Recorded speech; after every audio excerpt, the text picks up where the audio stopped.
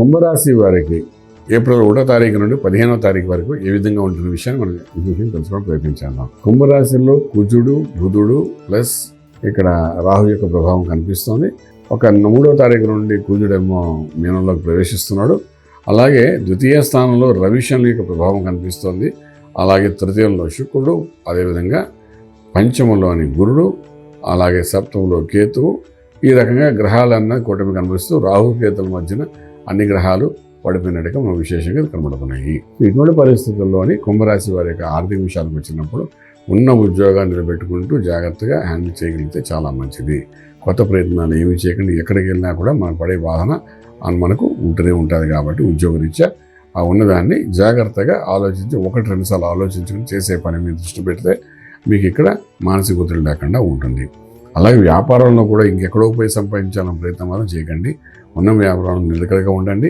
అది కాకుండా ఉన్న వ్యాపారంలో కొన్ని సమస్యలు వస్తాయి, వాటిని మీరే స్వయంగా కూర్చుని దాన్ని సాల్వ్ చేసుకుంటూ ముందుకెళ్ళడం ప్రయత్నం చేయగలిగితే మీకు ఒక అనుభవం వస్తుంది. తర్వాత వ్యాపారంలో మనకున్న చిక్కుల నుండి బయటకు ఎలా పడాలా ఒక విశేషమైన ఆలోచన కూడా వస్తుంది.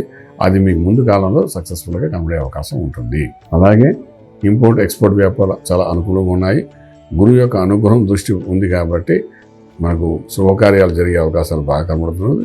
విశేషంగా గృహప్రవేశము, శంకుస్థాపన, భూమి పూజలు ఇటువంటివి కాకుండా ఉపనయన సంస్కారాలు, వివాహం చేసే అవకాశాలు కనబడుంటాయి.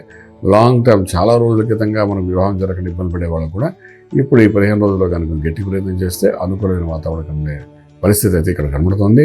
ఇది ఇలా ఉంటుండగానే మనకు విశేషంగా గురువు అనుగ్రహం ఉన్నప్పుడు విదేశాలకు వెళ్ళి చదువుకోవాలనుకున్న విద్యార్థులకి చక్కటి అవకాశం ఉంటుంది. అలాగే విదేశాల్లో చదువుకున్న విద్యార్థులకి ఉద్యోగరీత్యా సత్ఫలితాలు వచ్చే అవకాశాలు కూడా మనకు బాగానే కనిపిస్తున్నాయి. అయితే ఇక్కడ ఉన్న కుజుడు యొక్క తత్వం 2 రోజుల తర్వాత మీనంలోకి వెళ్తున్నాడు కాబట్టి ఈ కుజుడు నెల లోపల మనకు కొంత మానసిక ఒత్తిడి, లేనిపోయిన ఖర్చులు ఇవన్నీ కనబడే అవకాశాలు ఉన్నాయి. కుజుడు వెళ్ళిపోయిన తర్వాత ఇక మిగిలిపోయింది బుధుడు ప్లస్ రాహువే కాబట్టి ఇది కొంచెం బుద్ధిని ఆలోచనతో రాహు బుధుడు కలయిక వలన సినిమా ఇండస్ట్రీ వాళ్ళకి కొంతవరకు బెనిఫిట్ వచ్చే అవకాశం ఉంటుంది 3వ తారీఖు నుండి 15వ తారీఖు మధ్యకాలంలోని.